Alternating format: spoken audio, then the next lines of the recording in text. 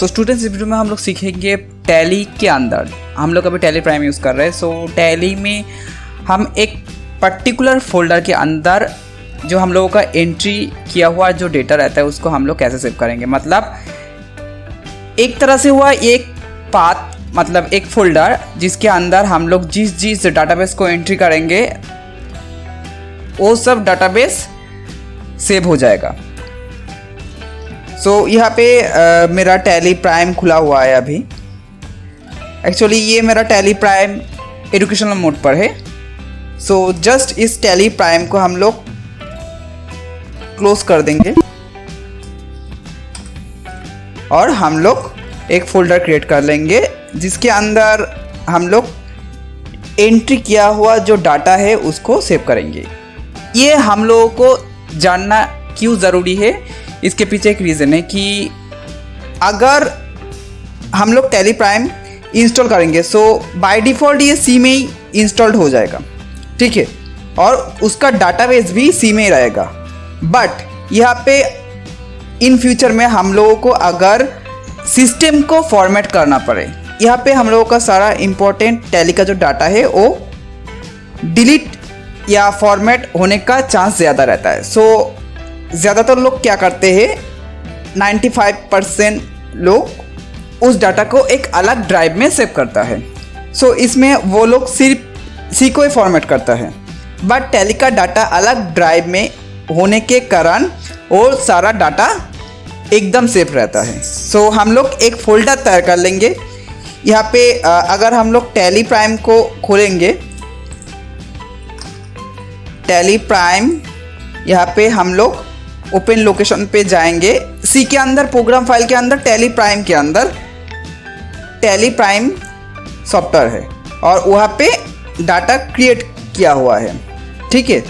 अगर आपको नहीं दिखाई दे रहा है क्योंकि मैंने डाटा को पहले से ट्रांसफ़र कर लिया है, बट मैं अभी आपको वो चीज़ प्रैक्टिकली करके दिखाऊंगा। सो बाय डिफ़ॉल्ट ये कैसा रहता है, यहाँ पे डाटा नाम का एक फ़ोल्डर रहता है और इसका जो पाथ है वो टैली के साथ कनेक्ट रहता है। सो यहाँ पे मुझे ये जो डाटा का फाइल है इसको मुझे बनाना है एक अलग ड्राइव में। लाइक मैं चला जाता हूँ मेरा ग्राफिक्स एंड अकाउंट के जो ड्राइवर है उसमें, वहाँ पे मैं अकाउंट्स एंड डेटाबेस फोल्डर के अंदर अकाउंट्स फाइल के अंदर मैं यहाँ पे टैली का जो डाटा फाइल है वो सेव करना चाहता हूँ। इसके लिए मुझे क्या करना है, जस्ट यहाँ पे एक फ़ोल्डर तैयार करना है, डाटा नाम दे देना है टैली प्राइम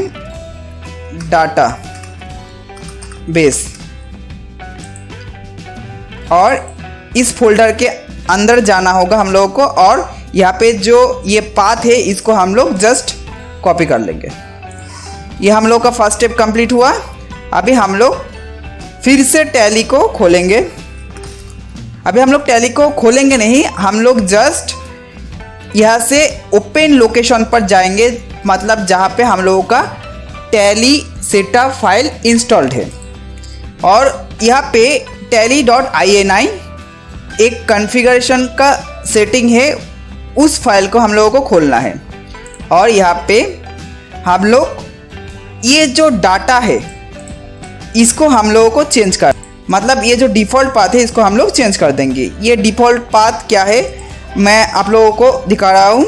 यहाँ पे जस्ट मैं जो अभी कॉपी किए उसको जस्ट पेस्ट कर लेते हैं और इसको हम लोग जस्ट देखेंगे, कट कर देंगे और यहाँ पे हम लोग इसको पेस्ट कर देंगे। ये देख सकते हो ये हम लोगों का डिफ़ॉल्ट डाटा का पाथ है, मतलब टैली प्राइम के अंदर यहाँ पे हम लोगों का सब डाटा अभी तक सेव होता था। मतलब ये मैंने एक एंट्री एक कंपनी क्रिएट किया था, सो यहाँ पे एक कंपनी का डाटा अभी शो हो रहा है। बट अभी हम लोग अकाउंट एंड डेटाबेस ड्राइव के अंदर accounts file tally prime database, इस फोल्डर में हम लोग का जो डेटा है उसको हम लोग सेव करेंगे। अभी हम लोग इसको जस्ट कट कर देते हैं सेव करके बंद कर दिए। अभी देखो, अभी हम लोग टैली प्राइम को खोलेंगे।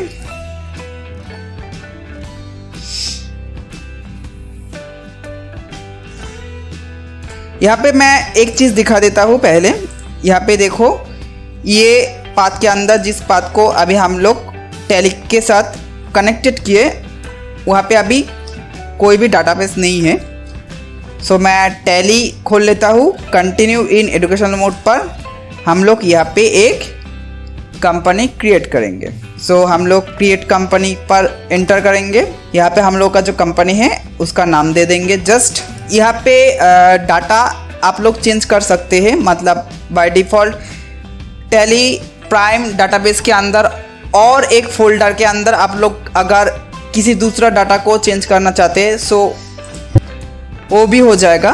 बट अभी हम लोग इस डाटा को ही इस फोल्डर के अंदर हम लोग सेव करेंगे। कंपनी का नाम दे देंगे ABC, एड्रेस वगैरह हम लोग दे देंगे, स्टेट, पिन कोड, हम लोगों का जो कॉन्टैक्ट नंबर है,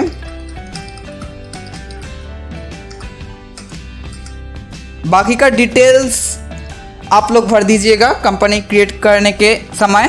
अभी फ़िलहाल ब्लैंक करके आगे चला जाता हो। Except yes. यहाँ पे हम लोगों को कुछ सेव करने के लिए कह रहा है। सो ये हम लोग आगे स्टडी करेंगे।